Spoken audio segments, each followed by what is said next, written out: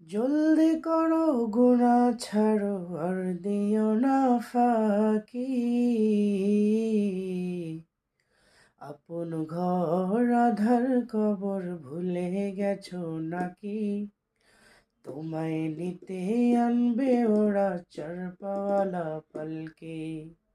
আপন ঘর আঁধার কবর ভুলে গেছো নাকি?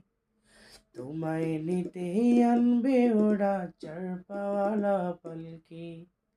জলদি করো গুনাহ ছাড়ো, জলদি করো গুনাহ ছাড়ো আর দিও না ফাঁকি।